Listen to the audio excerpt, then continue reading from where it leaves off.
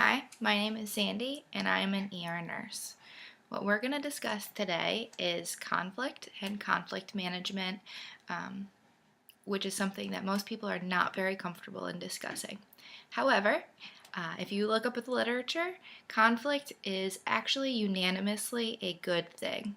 It can lead to a broader mind, it can lead to new information, and it can lead to a better understanding of things. However, it must be done tactfully.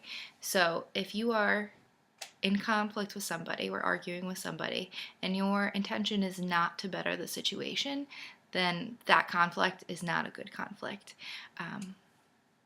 However, there are ways to better your conflict.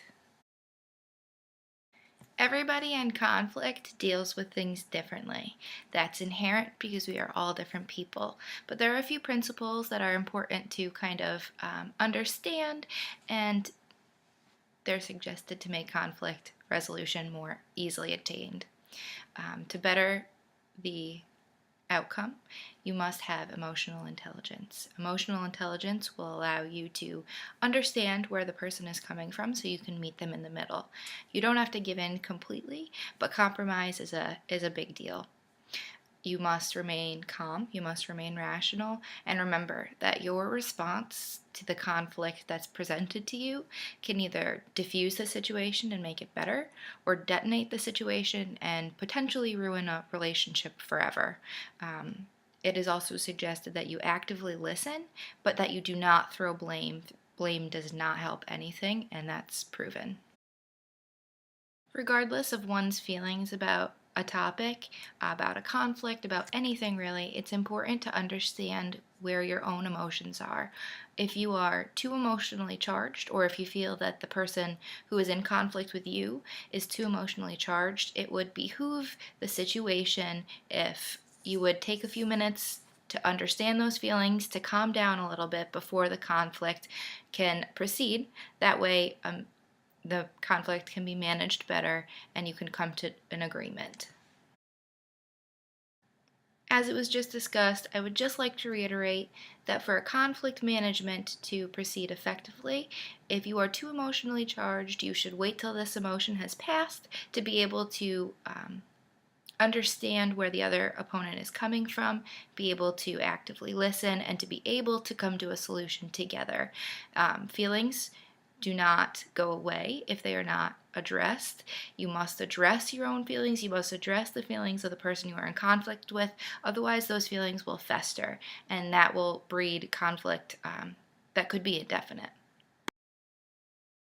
I would like to give you an example, and as usual, I would like to make the example relate to my brother Christopher.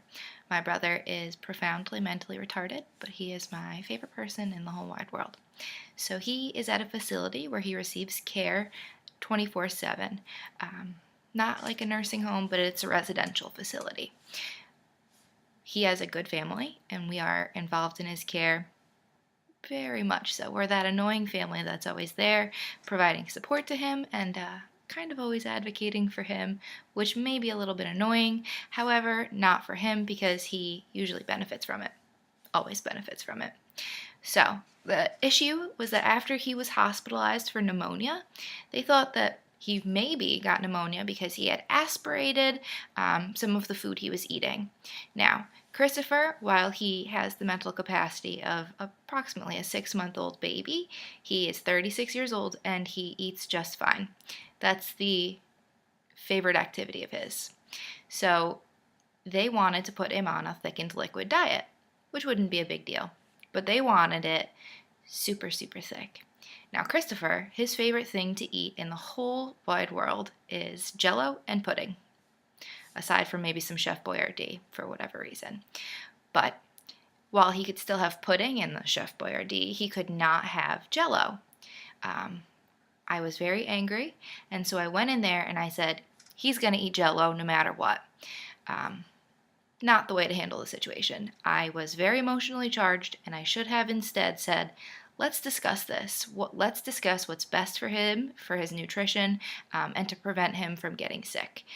So it could have been handled better if I had just taken some time to listen to my own advice and not emotionally charge.